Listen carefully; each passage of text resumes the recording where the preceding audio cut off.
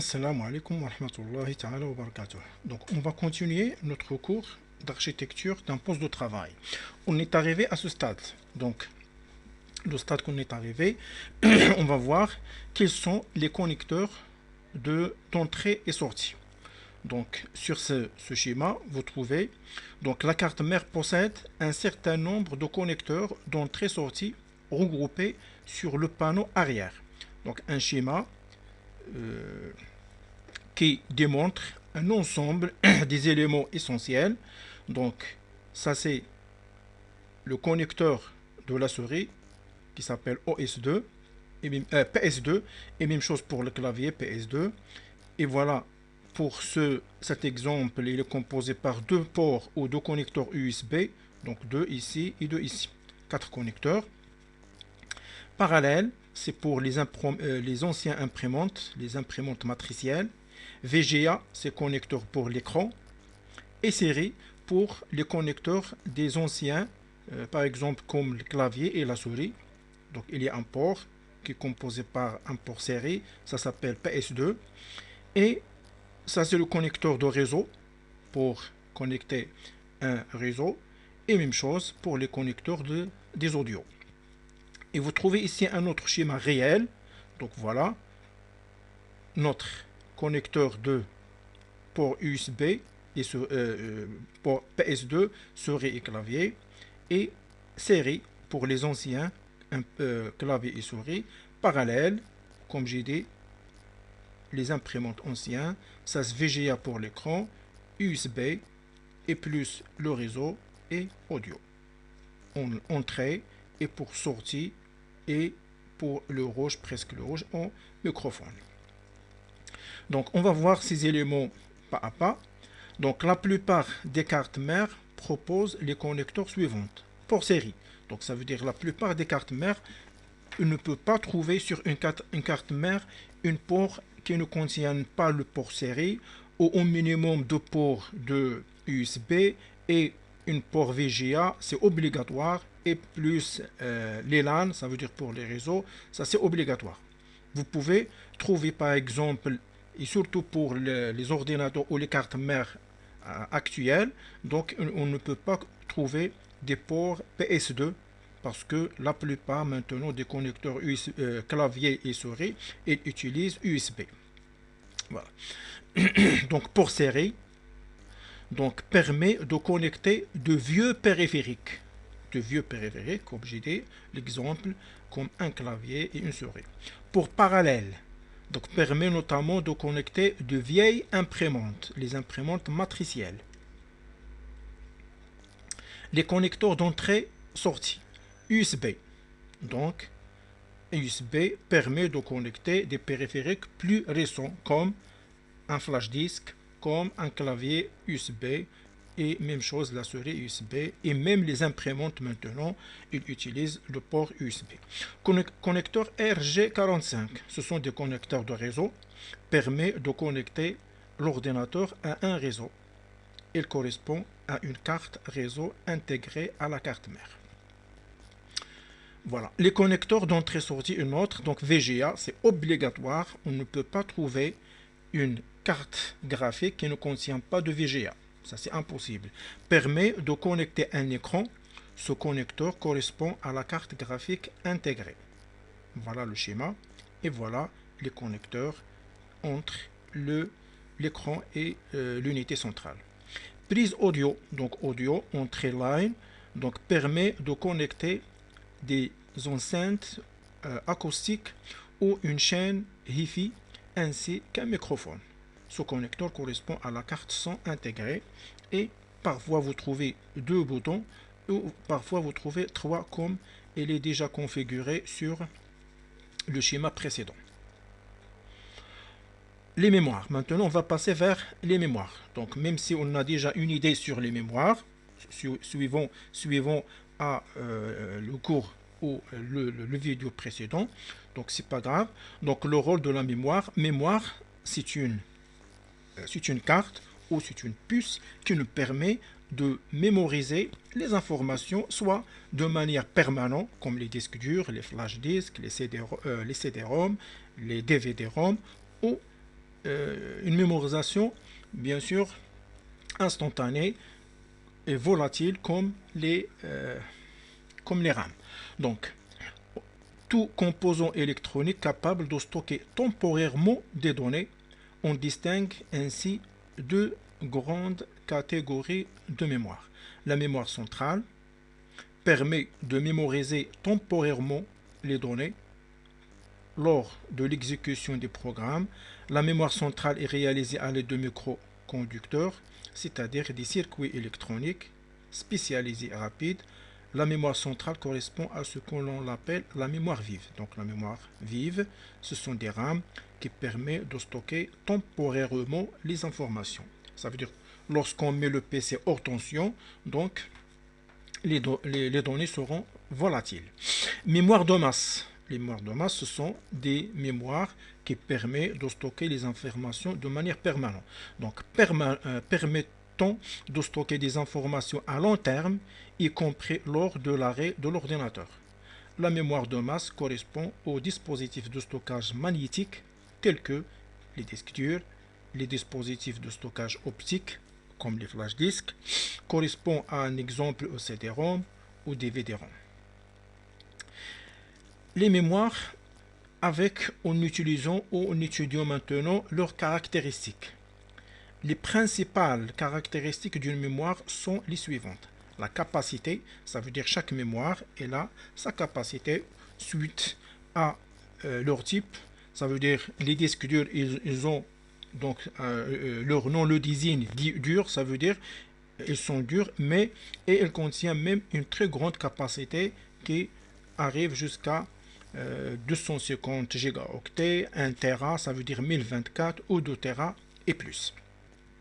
Donc la capacité représentant le volume global d'informations en bits que la mémoire peut stocker. Le temps d'accès, ça veut dire la vitesse pour accéder vers cette mémoire, correspond à l'intervalle de temps entre la demande de lecture et la disponibilité de la donnée. Donc on trouve même les mémoires de masse, leur accès de données ou leur accès de temps pour accéder vers les disques durs est moins à celle de les RAM. Donc les RAM, elles sont très rapides pour accéder vers ces mémoires. Donc le temps de cycle représentant l'intervalle de temps minimum entre deux accès successifs. Ça veut dire entre l'accès le premier et le deuxième. Donc il se diffère entre les mémoires de masse et les mémoires vives.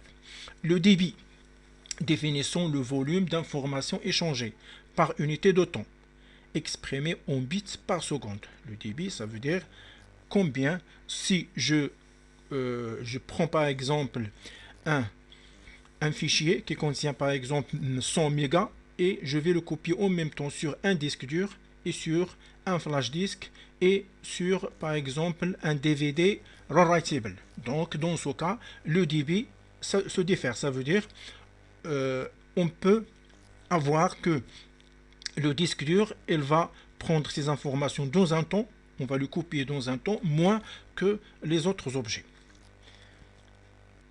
Type de mémoire.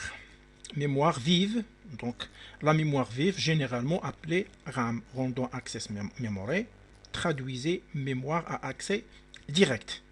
C'est la mémoire principale du système, c'est-à-dire qu'il s'agit d'un espace permettant de stocker de manière temporaire, c'est-à-dire moins permanent, des données lors de l'exécution d'un programme. Contrairement au stockage de données sur une mémoire de masse telle que le disque dur, la mémoire vive est volatile. Donc on a déjà vu même la définition, c'est-à-dire qu'elle permet uniquement de stocker les données tant qu'elle est alimentée électriquement. Si on arrête le PC, c'est-à-dire on met le PC hors tension, les informations seront volatiles. Ainsi, à chaque fois que l'ordinateur est éteint, toutes les données présentes en mémoire sont définitivement effacées. Les types de mémoire, et on va voir maintenant la mémoire vive avec leur fonctionnement. La mémoire vive est constitué de milliers de petits condensateurs imaginons des changes, c'est-à-dire il y a des condensateurs qui font les échanges des données entre eux pour nous afficher ou pour lire les informations lorsqu'on met le PC en tension. Lorsqu'il est changé, l'état logique du condensateur est égal à 1. Dans le cas contraire, est égal bien sûr à 0. Et ça s'appelle la notion de système binaire. Et chaque condensateur représente un bit de la mémoire. Donc un bit, ça veut dire un octet ou c'est-à-dire 8 bits, il va nous représenter un octet ou un caractère. Donc un bit, ça veut dire soit 0, soit 1. Et 8 bits, il va nous donner un caractère qu'on va voir par la suite. Étant donné que les condensateurs se déchargent, il faut constamment les recharger. Le terme exact est rafraîchir, ça veut dire actualiser, en anglais c'est refresh, et un intervalle de temps régulier appelé cycle de rafraîchissement. Chaque point mémoire est donc caractérisé par une adresse correspondant à un numéro de ligne et un numéro de colonne. Or, cet accès n'est pas instantané et s'effectue pendant un délai appelé temps de latence. Donc, c'est une méthode d'utilisation des mémoires, c'est-à-dire comment une mémoire travaille et fonctionne lors d'utilisation des mémoires vives. Toujours, nous travaillons sur les types de mémoire.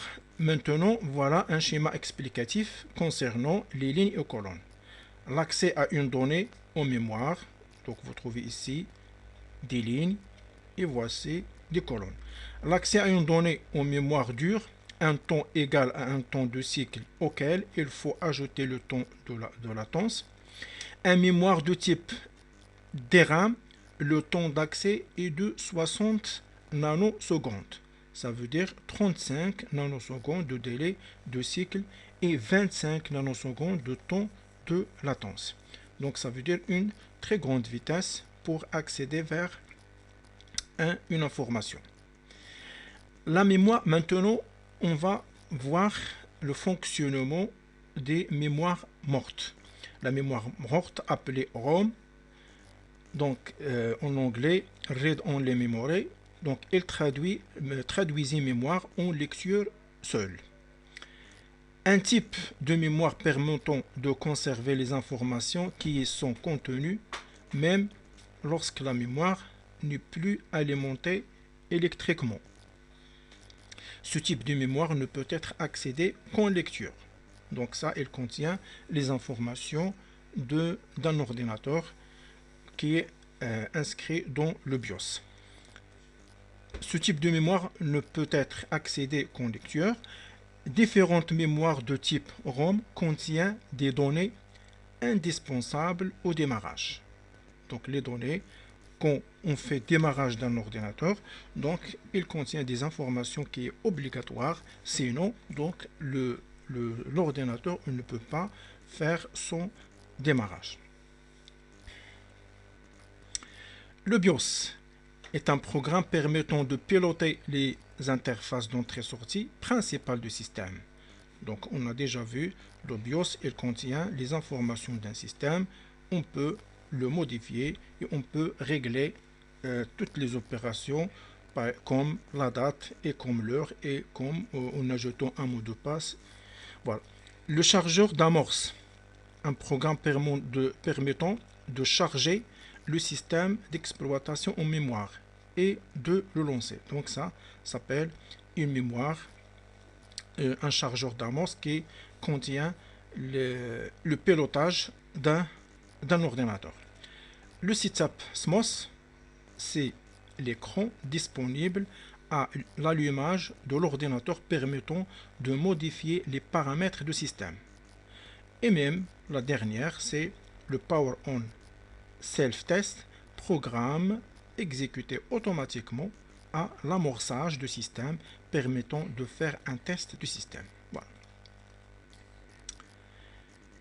Et pour maintenant les mémoires flash, c'est-à-dire l'USB, usuellement, mais s'appelle normalement les disques flash, une mémoire possédant les caractéristiques d'une mémoire vive, mais dont les données ne se volatilisent pas lors d'une mise hors tension. Donc les flash disques, donc leur fabrication ou les caractéristiques comme les mémoires vives, ça veut dire les RAM, mais la différence c'est que la mémoire les mémoires flash, leur contenu reste toujours, même si on le met hors tension, ça veut dire on retire les flashs de l'ordinateur. Les données sont conservées en mémoire lorsque l'alimentation électrique est coupée, c'est ça, et en raison de sa vitesse élevée, de sa durabilité et de sa faible consommation, la mémoire flash est idéale pour de nombreuses applications. Voilà, comme les appareils photo. Donc, on trouve les mémoires sur les appareils photo, les téléphones cellulaires, les imprimantes, les assistants et un PDA. PDA, on a déjà vu, ça veut dire c'est les ordinateurs mobiles de scan. Les mémoires de masse, appelées également mémoire physique, permettant de stocker les informations à long terme, y compris lors de l'arrêt de l'ordinateur. Ce sont des disques durs. La mémoire de masse correspond au dispositif de stockage magnétique. Elle travaille avec le champ magnétique, tels que comme les disques durs, les CD-ROM, les DVD et les mémoires, ainsi que les mémoires mortes. Elle reste finalement pour voir leur capacité. Capacité qu'on a déjà vue, il vient de l'octet. Donc, oui, il vient de bits. Donc, 8 bits, il va nous donner un octet. Un octet, ça veut dire un caractère. Et lorsqu'on arrive à 1024 octets, il va nous donner un kilo-octet. Et lorsqu'on arrive à 1024 kilo-octets, il va nous donner un mégaoctet. Et lorsqu'on arrive à 1024 octets, il va nous donner un gigaoctet. Et de même, si on arrive à 1024 gigaoctets, il va nous donner un téraoctet. Et on va voir la séance prochaine les autres propriétés. Wassalamu alaikum wa rahmatullahi wa barakatuh.